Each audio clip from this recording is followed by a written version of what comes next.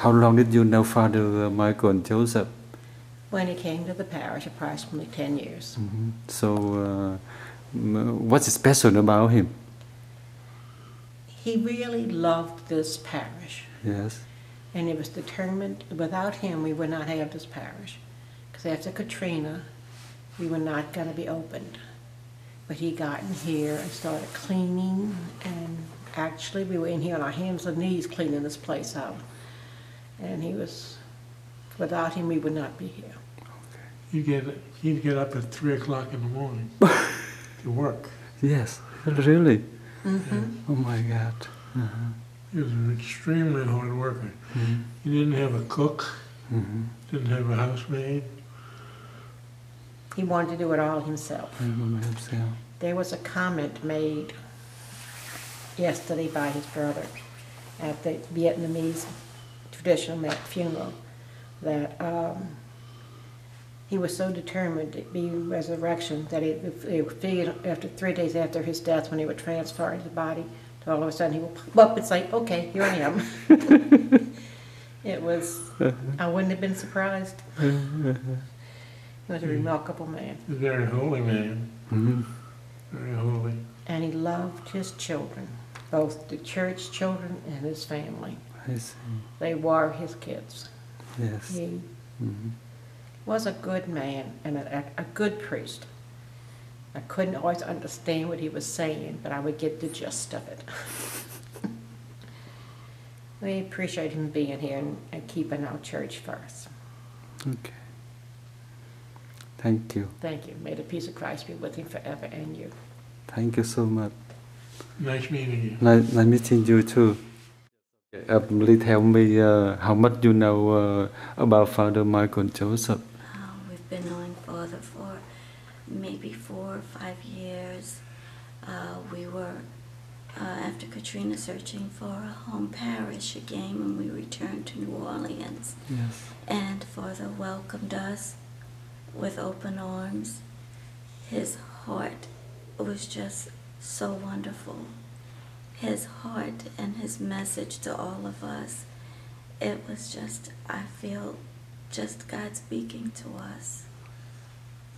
Yes, my wife spoke of Father actually before Katrina, because she used to work at Methodist Hospital, and occasionally on a holy day of obligation or something, she would leave Methodist and come to Mass here, and she spoke very highly of Father, and she told me that his message was very good, and that he was very kind, and he was very reverent. And we belonged to another parish at the time, but we didn't come at that time. But they closed our parish after Katrina. And when we were searching for another place, we thought about Father, and when we came here, we formed a very strong bond with him. Father had a way of kind of getting you involved, and he asked us to be Eucharistic ministers, and so at that point we learned that he was very dedicated to the Blessed Mother, and he just was a very good person in general, and he always, you know, he touched everyone's heart. He really did. He gave good sermons, and he always had a little joke that he had to tell, you know, which was always fun to listen to. Him give his little joke, you know. So we really enjoyed him very much, and he was very kind to us when we lost our son, because we lost our son maybe a year ago, and he was very kind to us, and we appreciated that. Thank you so much. Thank you so much for the work that you do also. Thank you so much. And God bless you. Thank you. I would like to know, what is your name and what do you in here at 4 a.m. at the resurrection of our Lord Church? I'm Richard McDonald. It's my wife Rhonda McDonald. I'm Jim Bialis, my wife Donna. And what do you do here at the church now? at this time of the morning, we come to sit with Father Mike. Okay. 'Cause, So yeah, he was our very priest, special to and us. he was real special to us. Yeah. each of us will tell me what's special about Father Michael and Joseph. Well, one thing special, I asked him after Mass one day if when could I have him hear my confession. And so we was out there in a parking lot in his golf cart, and he said, "You can say your confession right now, right here." So I said, "Okay." And I said, "Man, that's the first time I ever had my confession heard out of a golf cart." And he was real glad to do it, though. I was glad he did it too. I needed it. He was a wonderful, wonderful priest and a dear, dear friend. And he's been just a wonderful friend in my life, and meant so much to me and my wife. So. I see. Thank you. He was a big help getting our church back together in New Orleans. He's St Nicholas of Myra. He really did go to bat for us when we really needed the church refurbished and everything, and remodeled and all. Yes. And he just missed it by a few weeks. Yeah. You know? I see. And it's about ready. He'll be there in spirit. Yeah, exactly. I believe it so. Yes. Him and Father Red. Yeah. So, yeah. Thank you. Thank you so He was much. always blessing us. Whenever we were sick, he was always praying. I would like to know your name and what do you do here at 4 a.m. In the church? My name is Joe Jursich, and Father Mike became a real good friend of mine, and I feel like he was inspiration in my life. I had a kidney cancer and went to him and spoke to him, and he counseled me and helped me through that, and I'm doing fine now. And I feel like any time spent with Father Mike means so much to me. So I volunteered to come here and sit with him during this time, and Father Mike's just been a very big part of my life. I see. How long did you know him? I've been knowing Father Mike since 2006, but in that short period of time I've gotten really close to him. It's an odd situation because my nephew married a girl who Father Mike was very, very good friends with their family from St Catherine of Siena Church. So not only at church, but in everyday life we were friends. Not only was he my priest, he was a very good friend of mine. And also, I live out in Venetian Isles, and repeatedly we tried to get our church fixed after the storm. Finally, Father Mike, with a group of us, went to the Archdiocese, spoke to Archbishop Amon, and he okayed to fix the church, and without him we would have never had our church fixed out there.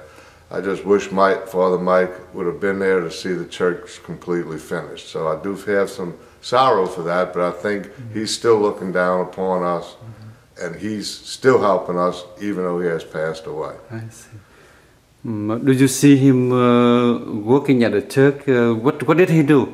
He more or less just got everybody together and got the church, got volunteers to do the work. I see. But he was very instrumental. It would never have happened without Father Mike. So not only him helping me get through a bad time in my life with a deadly disease, but also we owe him for what he's done for that whole area out there, helping bring that church back. I think he still continue to help your parish over there. We feel that way also. We had two good priests, Father Red, and then after that, Father Mike. He's an unbelievable guy. Got stuff done when other people couldn't get it done. Thank you. Okay, hi. I would like to know your name and what are you doing here at in the church at 5 a.m. in the morning? We'll answer that question. My name is Micae. This is my wife, Jean. Okay, and we're here to stay with Father Michael Joseph for a couple hours. That's the least we could do. And we have known him for several years.